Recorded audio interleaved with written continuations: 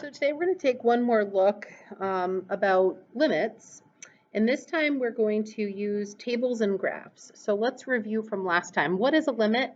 A limit is the value, meaning the y value, that a function or sequence approaches as the input value approaches some value or gets closer to positive or negative infinity. Left-hand and right-hand limits are the idea of looking at what happens to a function as you approach a particular value of x from a particular direction. So the limit of f of x as x approaches the value is written like this. So if it's from the left side, we think of that as from the negative side of the x value. And as we approach it, the right-handed limit, there's a little plus sign right there. So as I approach x, whatever value from the left, it's negative, from the right, it's positive. So I'll show you what that means on this graph.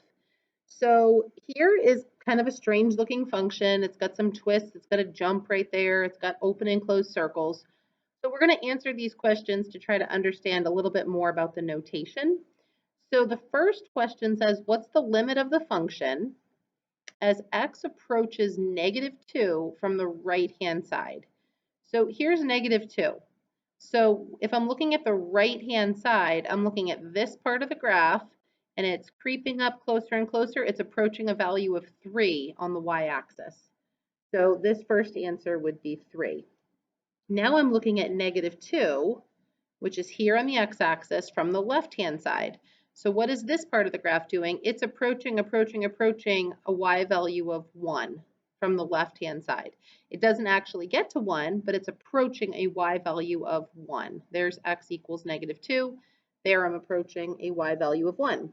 So this is asking you, what's the overall limit at -2? The overall limit does not exist. This part of the graph is reaching 3. This part of the graph is only reaching 1. They're not reaching the same value, so therefore the limit does not exist. Now it's asking me, what's the limit as x approaches infinity, meaning as x goes to the right side of the graph forever? Well, this arrow is pointing up. So the y value is approaching positive infinity as x approaches positive infinity. This one is asking you, what is the limit as x approaches 3? So I find 3 on the x-axis. So what y value is that approaching? From the right side and the left side, it looks to be approaching a y value of 2. And what about, what's the limit of the function as x approaches 1? Here's 1. So the right side of the graph is approaching a y value of 2. The left side of the graph is also approaching a y value of 2. So even though that circle is open, they're both approaching that same y value at 2. So the limit would be 2.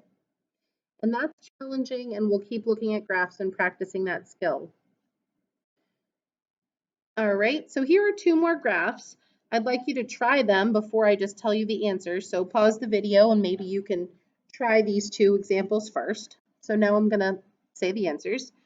They want you to evaluate the limit as x approaches -1. So I find -1 on the x-axis. Here's the y value in question. It's approaching the same value on both sides. It appears to be approaching a value of 6. All right, what about as x approaches -infinity? So it's going in this direction. What is the y value approaching? It looks like it's approaching the asymptote, which had a y value of 1.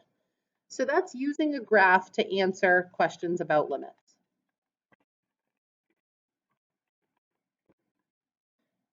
So this note says that the limit of a constant is always the constant. So regardless of what x value I ask you for, so let's say the limit of this function, this is really the function y equals 5, right? That's a horizontal line at 5. They want to know, hey, as x approaches 3, what y value is the graph approaching? Well, the y value is still 5, no matter where you are on the graph. Same thing here. This is really the function y equals -2, so it's a horizontal line at -2. Hey, as x approaches 3, what y value are you approaching? Well, you still have a value of -2 because it's a constant function. So the limit of any time that you've got a constant function is always the value of the constant. So what about looking at a table of values? So finding a limit from a table is usually a quick and easy process. So when technology is available, it's a good idea to pull out your trusty calculator. So as x approaches a value that's just in the domain of the function, it's just a matter of substitution. So I wanted to show you what it looks like, when it's predictable with substitution before we jump into a little bit of a different case. So pull out your calculator, or you could kind of follow along on my calculator. So in my y equals menu, I'm going to plug in the function 9 raised to the x. 9 raised to the x is my function. Now I'm going to go into my table, and I want to start at 2.48. So second table setup, 2.48, and I want to count by 0.01 each time. Now I'm going to go to second table. So let's see, at 2.48, I'm at 232.55. At 2.49, 237.72. Then 243, 248.4, and 253.92. So as x approached 2.5, what value did my function hit? It hit 243. So 243 is the answer by substitution, just like we did last class. If you plug in 2.5, what are you going to get? 243. So we can just read that limit right out of the table, which is the same as doing substitution. So now what happens if x is approaching a value not in the domain?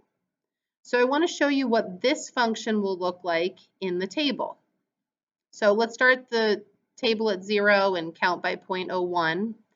So I'm going to put this into my y equals menu. Y equals, it is the sine of 5x divided by 2x.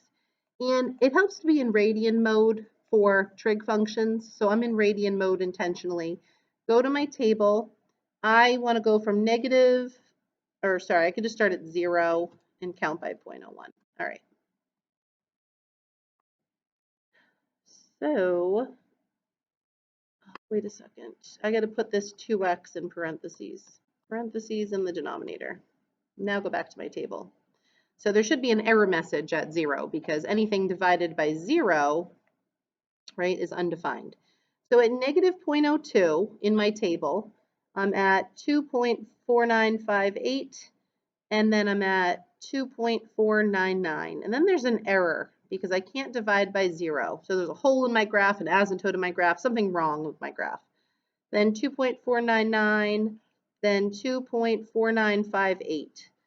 Can you figure out what this graph will approach? So I'm at 2.499 and I'm at 2.499.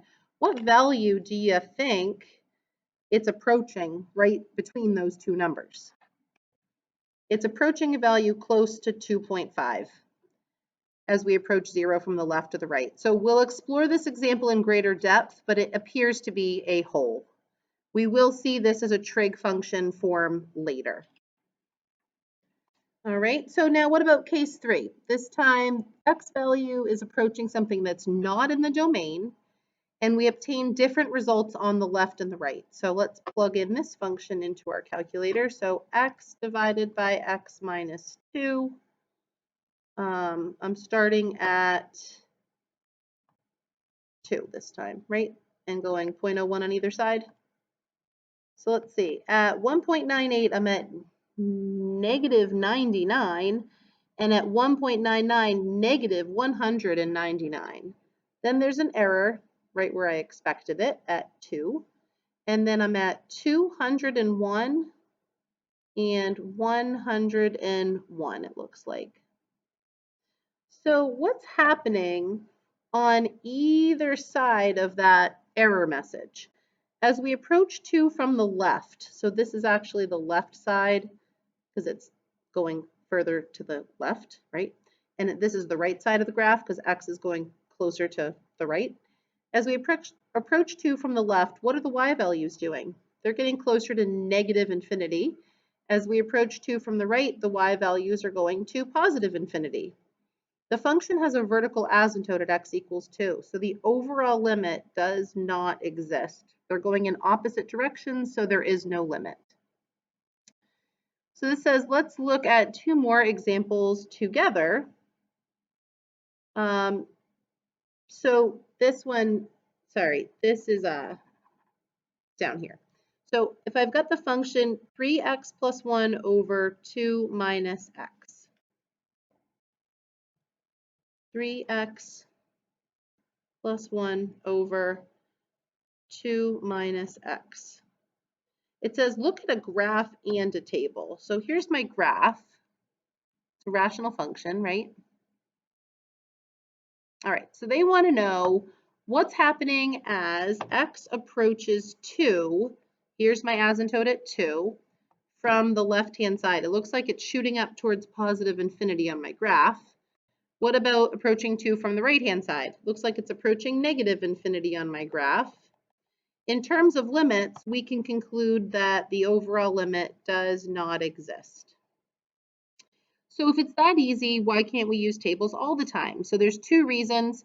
The advanced placement exams do have a non-calculator part. And so when you get to calculus, you need to know more about limits than just your calculator. And sometimes the calculator will give you the wrong answer. So for example, if you want to look at these couple graphs, what they look like. So if I have the sine of 50x, look what's happening to this function. So it's hard to get a clear read on the limit because it's just oscillating back and forth so much that when you try to approach a certain value, it's really inaccurate of what the limit of this function is.